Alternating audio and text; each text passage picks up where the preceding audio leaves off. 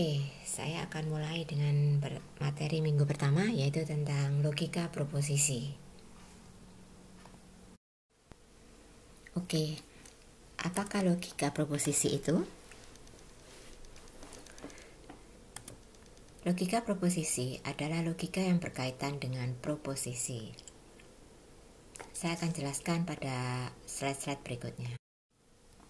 Ya, logika berasal dari kata Yunani kuno, yaitu logos, yang berarti hasil pertimbangan akal pikiran yang diutarakan lewat kata dan dinyatakan dalam bahasa. Sedangkan proposisi adalah kalimat pernyataan yang dapat dinyatakan nilai kebenarannya.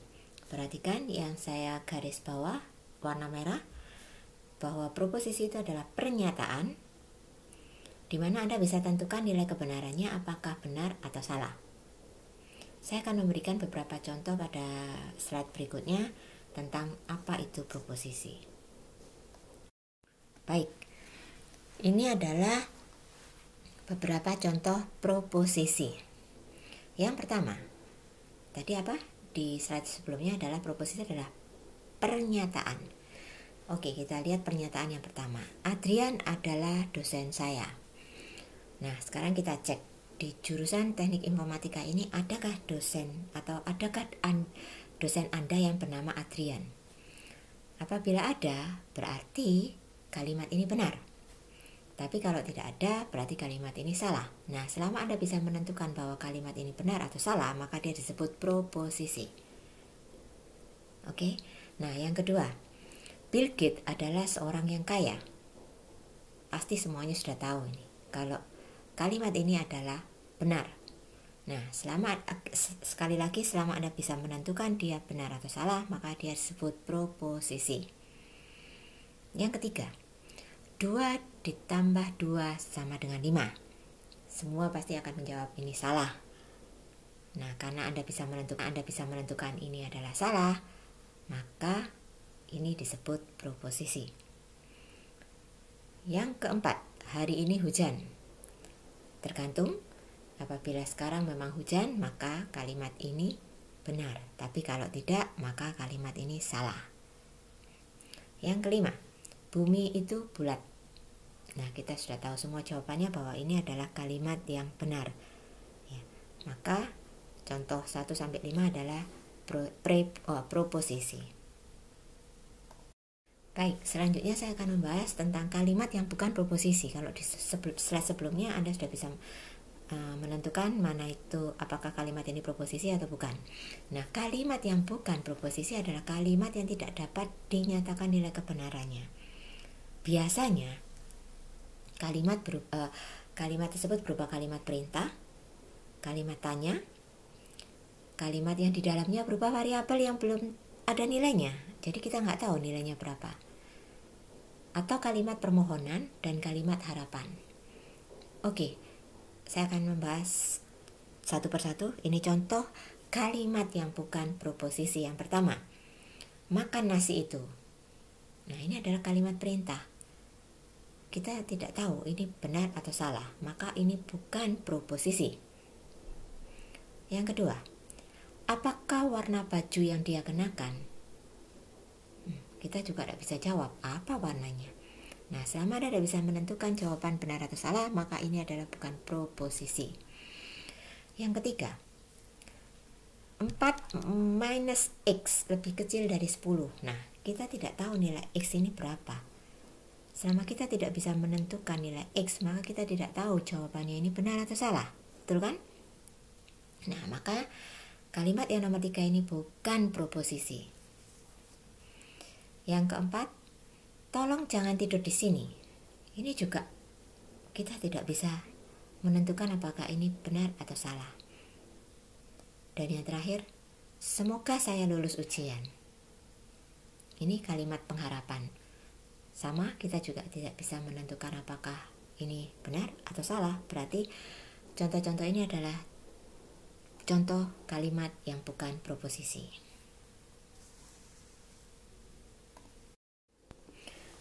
Nah, selanjutnya, setiap proposisi dapat kita simpulkan dengan huruf besar atau huruf kecil, terserah Anda.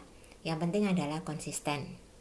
Ini ada beberapa contoh simbol dari proposisi. Oke, yang pertama, Adrian adalah dosen saya. Nah, saya umpama saya simbolkan kalimat ini, proposisi ini dengan R kecil. Boleh, terserah. Selanjutnya, Bill Gates adalah seorang yang kaya. Saya simbolkan dengan T kecil. Atau Anda mau pakai huruf besar, yaitu bumi itu bulat, saya simbolkan dengan X besar. Hari ini hujan, saya simbolkan dengan Y, terserah. Sekali lagi yang penting konsisten.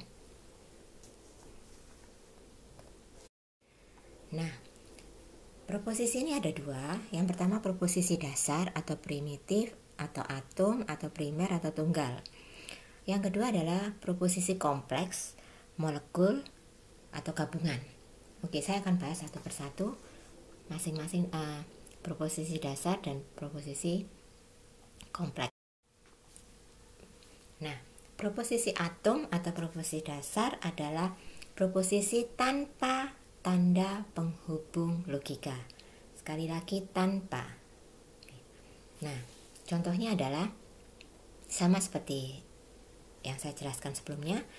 Adrian adalah dosen saya. Ini satu proposisi atom atau dasar atau tunggal. Bill Gates adalah seorang yang kaya. Ini juga satu proposisi atom. 2 tambah 2 sama dengan 5. Hari ini hujan. Jadi intinya dari 4 contoh ini adalah bahwa tidak ada tanda penghubung logika dari proposisi. Jadi cuman tunggal, satu.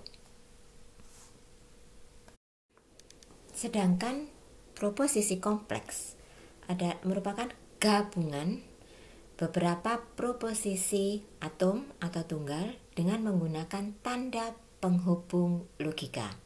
Jadi terdiri dari 2 atau lebih, ya. Jadi gabungan beberapa proposisi atom. Jadi tentu saja dengan tanda penghubung logika. Nanti akan saya berikan contoh di slide berikutnya. Nah, terus bagaimana dengan nilai kebenarannya? Kan digabung-gabung kan, itu lebih dari satu. Nah, nilai kebenaran proposisi yang kompleks ini ditentukan dari nilai kebenaran proposisi penyusunnya. Jadi ada beberapa teori, ya, nanti akan kita pelajari pada slide berikutnya. Ini adalah macam-macam operator logika yang nantinya Anda pakai. Yang pertama adalah negasi. Kita lihat simbolnya. Anda bisa pakai simbol, silakan dipilih. Mau dipilih. Mau pakai simbol yang pertama, kedua, atau ketiga. Ini dibaca negasi ini karena dibaca tidak. Jadi lawannya. Kalau benar, maka negasinya salah. Kalau salah, maka negasinya adalah benar. Operator logika yang kedua yaitu konjungsi. Konjungsi ini simbolnya seperti ini, ya, dan dibaca dan. Yang ketiga adalah disjungsi. Simbolnya V kecil begini, dibaca atau. Yang keempat yaitu implikasi. Implikasi ini simbolnya mau pakai yang simbol pertama atau kedua, dibacanya jika ini maka Y, jika X maka Y, gitu ya. Jadi jika titik-titik maka titik-titik. B implikasi itu simbolnya 2 arah. Nah, dibaca jika dan hanya jika. Jelas ya. Jadi tolong dihafalin simbol maupun cara membacanya dari 5 operator logika ini, karena nanti akan sering Anda pakai. Baik, untuk lebih jelasnya saya akan memberikan contoh tentang proposisi kompleks. Seandainya kita punya 4 proposisi tunggal yang saya simbolkan dengan A, B, X, dan Y. A adalah simbol dari Adrian adalah dosen saya. B itu adalah simbol dari proposisi Bill Gates adalah seorang yang kaya. X itu adalah simbol dari proposisi 2 tambah 2 sama dengan 5. Sedangkan Y adalah simbol dari proposisi hari ini hujan. Nah, untuk proposisi kompleks yang pertama, seandainya saya nulis tidak A, negasi A. Oke, apa artinya? Berarti Adrian bukan dosen saya, karena ini adalah negasinya. Jadi tidak atau bukan. Yang kedua, B atau A, maka itu sama dengan Bill Gates adalah seorang yang kaya atau Adrian adalah dosen saya. Contoh yang ketiga, X dan tidak Y. Ini sama dengan 2 ditambah 2 sama dengan 5, dan hari ini tidak hujan karena negasi atau tidak dari Y. Y itu adalah hari ini hujan, maka hari ini tidak hujan karena negasinya. Oke, contoh yang keempat. Y, jika Y maka A. Maka artinya jika hari ini hujan, maka Adrian adalah dosen saya. Yang kelima, B, jika dan hanya jika tidak X. Artinya Bill Gates adalah seorang yang kaya jika dan hanya jika 2 ditambah 2 tidak sama dengan 5. Oke, cukup jelas ya. Jadi simbol merepresentasikan dari proposisi tunggal.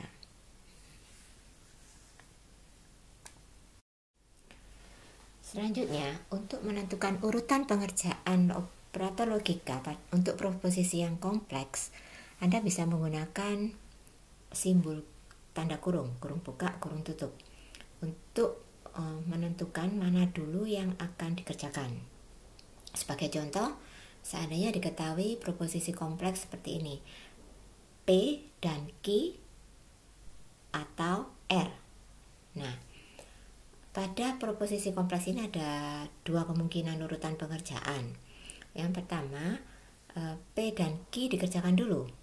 Maka Anda bisa, kalau memang itu yang Anda mau, maka Anda bisa memberikan tanda kurung buka dan kurung tutup.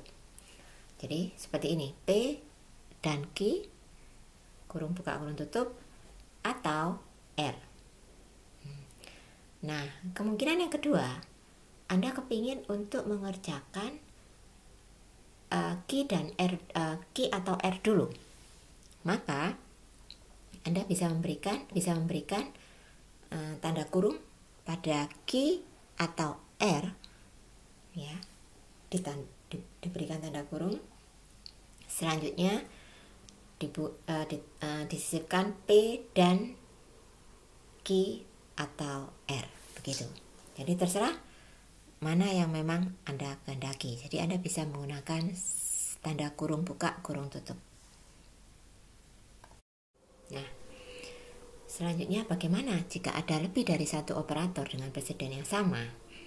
Anda perlu tahu urutan mana yang dikerjakan terlebih dahulu dari yang tertinggi sampai yang terendah. Dari sini kita bisa lihat bahwa urutan tertinggi adalah tanda kurung. Artinya bahwa semua yang ada di kurung buka dan kurung tutup itu akan dikerjakan terlebih dahulu, karena itu berada pada tingkat tertinggi. Yang kedua adalah negasi. Yang ketiga adalah konjungsi. Dan yang keempat adalah disjungsi, atau yang kelima adalah implikasi. Yang keenam adalah bi-implikasi. Selanjutnya untuk operator negasi, implikasi, dan bi-implikasi, tolong diingat-ingat bahwa ini dikerjakan dari kanan ke kiri. Contohnya seperti ini. A, jika A maka B, jika B maka C. Tanpa kurung itu artinya adalah, ingat dikerjakan yang kanan dulu. Dari kanan ke kiri. Jika B maka C dikerjakan dulu. Hasilnya itu, jika A maka hasilnya itu. Sedangkan untuk operator lainnya dikerjakan dari kiri ke kanan. Jadi contohnya A dan B dan C tanpa kurung itu artinya A dan B dikerjakan dulu, hasilnya baru dan dengan C. Cukup jelas ya. Jadi tolong diingat-ingat yang warna merah itu, bahwa negasi, implikasi, dan biimplikasi itu dikerjakan dari kanan ke kiri. Sisanya yang lain dari kiri ke kanan. Selanjutnya kita akan belajar tentang tabel kebenaran atau truth table. Jadi kalau Anda dengar kata truth table itu adalah tabel kebenaran. Apa itu tabel kebenaran? Jadi tabel kebenaran ini digunakan untuk menunjukkan nilai kebenaran dari sebuah proposisi yang kompleks. Jadi lebih dari satu proposisi dasar atau tunggal atau atom. Nah, tabel kebenaran ini juga bisa digunakan untuk pembuktian. Nah, akan tetapi untuk proposisi yang sangat besar atau banyak sekali, lebih dari 4 gitu, pembuktian dengan menggunakan tabel kebenaran ini sangat tidak dianjurkan karena akan sangat kompleks sekali. Nanti kita lihat kompleks apa. Selanjutnya untuk tabel kebenaran, ini ada beberapa hal yang harus Anda perhatikan atau diingat baik-baik. Misalkan begini, ada dua proposisi atom yaitu P dan Q. Jadi ada dua ya, P dan Q. Nah, untuk konjungsi P dan Q itu akan bernilai benar apabila P dan Q keduanya benar. Selain itu, nilainya akan salah. Nah, ini tolong diingat-ingat. Yang kedua, disjungsi P atau Q. Nah, P atau Q ini bernilai salah apabila P dan Q keduanya salah. Selain itu, nilainya akan benar. Sekali lagi, ini tolong diingat-ingat. Nah, untuk negasi P, simbolnya seperti itu. Sudah belajar ini ya. P itu bernilai benar bila P itu adalah salah. Sebaliknya, bernilai salah jika P adalah benar. Oke, kita lihat pada slide berikutnya. Jadi ini dengan slide berikutnya saling berhubungan. Oke, pada slide sebelumnya diketahui ada dua proposisi dasar, yaitu proposisi yang pertama itu P, proposisi yang kedua itu Q. Nah, sekarang slide sebelumnya mengatakan bahwa untuk konjungsi nilainya benar apabila P benar dan Q benar. Kita lihat pada tabel kebenaran yang sebelah kiri, paling kiri.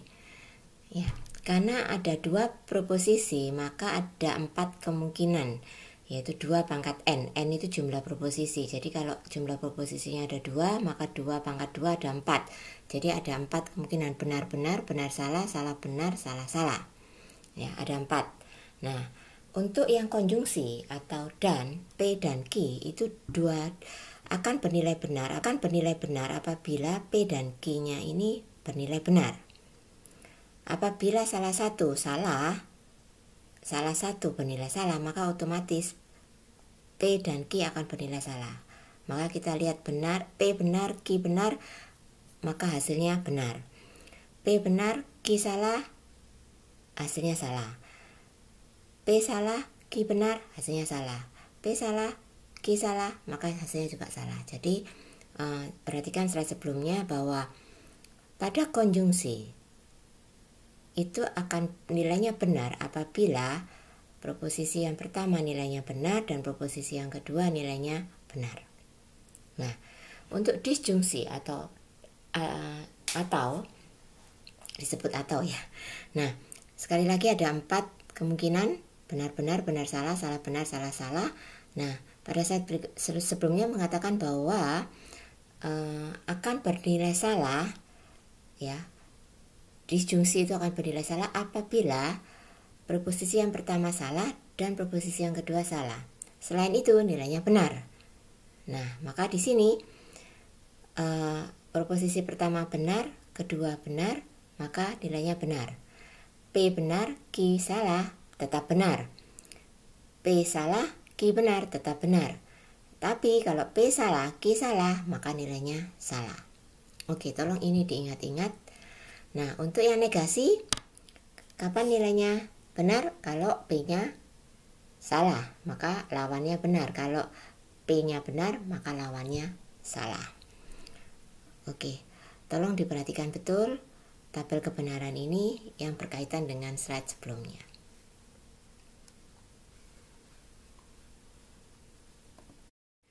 Saya akan berikan contoh yang pertama. Seandainya saya punya proposisi yang pertama saya namakan dengan P, saya kasih notasi P, yaitu Anda mencoba. Yang kedua saya punya proposisi saya notasikan dengan Q, yaitu Anda akan berhasil. Jika P maka Q, artinya adalah jika Anda mencoba maka Anda akan berhasil. Nah, bagaimanakah tabel kebenaran dari jika P maka Q ini? Oke, kita lihat pada slide berikutnya.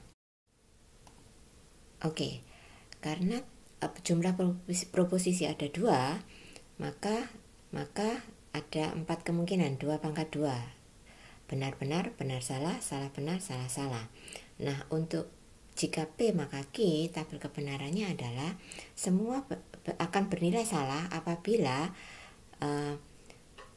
P itu benar dan Q itu salah, maka nilainya adalah salah. Selebihnya adalah benar. Jadi jika P maka Q dua-duanya benar, maka dia bernilai benar. P salah, Q benar, nilainya benar. P salah, Q salah, nilainya benar. Jadi jika P maka Q ini akan bernilai salah apabila P benar tapi Q-nya salah. Tolong sekali lagi ini juga diingat-ingat untuk tabel kebenaran jika P maka Q.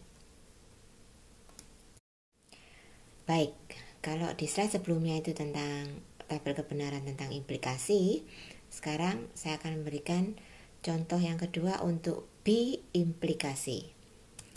Seandainya saya punya proposisi yang pertama, saya berikan simbol dengan P, yaitu sebuah komputer baru akan dibeli. Selanjutnya saya punya proposisi yang kedua, saya notasikan dengan Q, dana tambahan tersedia. Nah, bagaimanakah tabel kebenaran untuk P jika dan hanya jika Q? Artinya, sebuah komputer baru akan dibeli jika dan hanya jika dana tambahan tersedia. Oke, kita lihat tabel kebenaran dari B implikasi ini seperti apa pada slide berikutnya. Nah, tabel kebenaran untuk B implikasi ini kita lihat apabila P benar, Q benar, maka hasilnya adalah benar. Akan tetapi apabila P benar tapi Q salah, maka hasilnya akan salah. Sebaliknya, P salah, Q benar, hasilnya juga akan salah. Tapi kalau P salah, Q salah, maka hasilnya benar. Jadi, bisa disimpulkan, kalau saya dulu mengingat-ingat adalah bahwa kalau B implikasi ini apabila nilainya dari dua proposisi ini sama, benar-benar atau salah-salah, maka nilainya adalah benar. Selain itu, salah.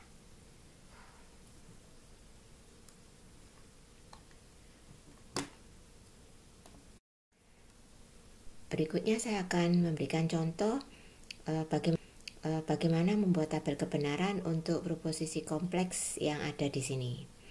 Nah, kalau kita lihat ada dua proposisi P dan Q saja, maka ada kemungkinan kombinasi dan yang ada di tabel kebenaran adalah 2 pangkat 2, maka ada 4, benar-benar, benar salah, salah benar, salah salah.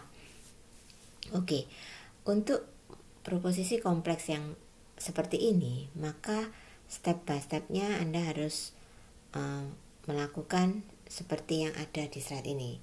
Jadi yang pertama Anda cari P dulu. P itu karena cuma ada 4, maka dia adalah benar-benar salah-salah. Biasanya saya begitu. Jadi kita nulisnya untuk yang P benar-benar salah-salah. Dan untuk yang Q benar-salah, benar-salah gitu ya. Untuk yang Q. Nah selanjutnya Anda harus mencari apa dulu? P atau Q. Kita cari dulu.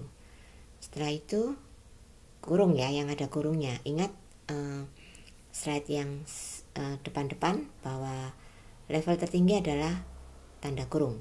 Maka kita harus cari yang kurung dulu. Jadi P atau Q dikerjakan dulu, terus setelah itu P dan Q. Setelah itu kita cari kurung berikutnya P dan Q atau Q. Nah baru setelah itu kita sambungkan jika P atau Q, maka P dan Q atau Q. Nah ini adalah step-step yang harus Anda lakukan untuk menyelesaikan proposisi kompleks yang seperti ini. Nah setelah itu baru Anda membuat tabel kebenaran dengan semua subproposisi yang sudah Anda dapatkan di atas. Oke, seperti apakah model dari tabel kebenaran? Kita lihat di slide berikutnya. Ini adalah tabel kebenaran untuk proposisi kompleks yang sudah dijelaskan di slide sebelumnya. Oke, langkah pertama kita tulis P, proposisi yang pertama yaitu P. Karena cuma ada 2 proposisi, maka ada 4 kemungkinan, 4 pasangan, 4 pasangan yang ada, maka saya tuliskan biasanya kalau cuma 4 tuh benar-benar salah-salah. Sedangkan Q benar-salah, benar-salah. Jadi kombinasinya ada 4, benar-benar, benar-salah, salah-benar, dan salah-salah. Nah, langkah pertama Anda harus mencari yang tanda kurung dulu, P atau Q. Nah, kalau P atau Q ini apa? Disjungsi. Kapan nilainya benar? Semuanya benar. Kapan nilainya salah? Kalau dua-duanya salah. Oke, kita cek sekarang. P benar, maka dia benar. P benar, Q salah, benar. P salah, Q benar, benar. P salah, Q salah, dia salah. Oke, untuk disjungsi. Nah sekarang untuk konjungsi P dan Q. Nilainya benar apabila keduanya benar. Maka P benar, Q benar, maka nilainya benar. P benar, Q salah, nilainya salah. P salah, Q benar, nilainya salah. P salah, Q salah, nilainya salah. Dan selanjutnya kita tambahkan dengan atau Q. Jadi hasil dari P dan Q kita sambungkan dengan Q lagi dengan operator atau. Nah, kita cek 2 kolom ini antara kolom Q dengan kolom P dan Q. Oke, kita cek sekarang. P dan Q benar dan Q-nya benar. Ingat, ini adalah disjungsi atau, maka dia nilainya benar. P dan Q salah. Q salah, maka nilainya salah karena dua-duanya salah. P dan Q salah, tapi Q-nya benar, maka dia nilainya benar. P dan Q salah dan Q juga salah, maka nilainya salah. Nah, hasil dari ini digabungkan dengan hasil, kita sekarang lihat ke kolom ini dan ditambahkan dengan kolom P atau Q. Ya, jadi jika P atau Q, maka P dan Q atau Q. Oke, kita lihat 2 kolom ini. Nah, yang pertama P atau Q itu benar dan benar, maka hasilnya adalah benar. Yang berikutnya yang kedua, benar dengan salah, maka hasilnya salah. Jika benar maka benar, maka hasilnya benar, dan salah jika salah maka salah, maka hasilnya benar. Oke, jadi hasil dari tabel kebenaran dari proposisi kompleks ini adalah benar, salah, benar, benar. Selanjutnya kita perlu untuk menyederhanakan tabel kebenaran.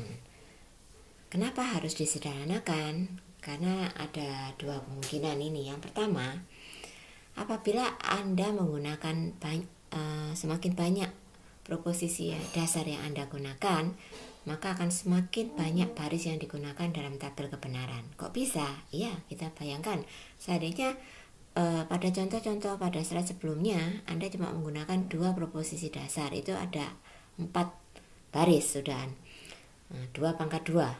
Nah, bagaimana kalau Anda menggunakan 3 proposisi dasar? Maka itu 2 pangkat 3, Anda akan punya 8 baris. Ya. Nah, kalau 4, maka 2 pangkat 4 Anda akan punya 16 baris. Nah, ini cukup kompleks. Bagaimana kalau Anda pakai 5, 6, dan seterusnya? Nah, yang kedua, apabila Anda menggabungkan proposisi dengan operator yang sangat kompleks, jadi semakin kompleks sebuah proposisi, maka semakin banyak kolom yang akan Anda pakai pada tabel kebenaran Anda. Jadi kalau semakin kompleks proposisi itu Anda dengan operator banyak sekali yang Anda pakai, maka akan semakin banyak kolom yang Anda akan pergunakan. Oleh karena itu, Anda harus melakukan penyederhanaan. Yaitu seperti apa? Kita lihat pada slide berikutnya. Jadi, dengan menampilkan nilai kebenaran dari sub proposisi di bawah operator. Terserah sih, saya tidak menyarankan Anda untuk harus menggunakan penyederhanaan ini. Terserah Anda mana yang menurut Anda paling mudah. Anda boleh menggunakan tabel kebenaran seperti sebelumnya yang sudah saya jelaskan, atau pakai penyederhanaan pada slide berikutnya ini. Oke, saya akan menunjukkan seperti apakah penyederhanaan itu. Kembali pada contoh yang sebelumnya, ada 2 proposisi dasar yang saya pakai dengan tetap contoh pada slide sebelumnya. Maka cara menuliskannya bukan dengan tabel kebenaran yang ada di slide sebelumnya, tetapi dengan cara seperti ini. Jadi persis sekali proposisinya ditulis di tabel kebenaran Anda dengan model seperti ini. Nah, apa yang harus Anda lakukan? Oke, kita lihat ya. P benar-benar salah-salah, Q benar-salah, benar-salah, P benar-benar salah-salah, Q benar-salah, benar-salah, Q benar-salah, benar-salah. Oke, setelah itu Anda harus ngisi di bawahnya operator ini. Masing-masing operator harus Anda isi. Kita bisa lihat pada hasilnya pada slide berikutnya. Nah, ini dia hasilnya. Untuk yang P atau Q, maka hasilnya adalah, oke, kita lihat benar-benar benar, benar salah benar, salah benar benar, salah salah salah. Oke, ini hasilnya. Anda tulis di bawahnya operator persis. Nah, berikutnya Anda harus ke ini P dan Q dulu. Anda selesaikan. Benar-benar, maka dia benar. Benar salah, dia salah. Salah benar, salah. Salah salah, dia tak salah. Selanjutnya Anda kerjakan yang operator ini atau, ya. Gimana caranya dari hasil ini? Benar-benar, dia benar. Salah-salah, salah. Salah benar, benar. Salah-salah, salah. Nah, setelah itu baru Anda jalankan yang implikasi. Implikasi ini kita lihat benar, maka benar. Maka dia benar. Benar salah, salah. Benar benar, benar. Salah salah, benar. Maka ini adalah hasilnya yang saya warna biru. Memang ada beberapa mahasiswa merasa ini susah, lebih mudah yang sebelumnya. Tapi ada beberapa mahasiswa juga merasa ini lebih mudah. Jadi saya bebaskan Anda mau menggunakan yang mana. Ini boleh atau yang tidak disederhanakan.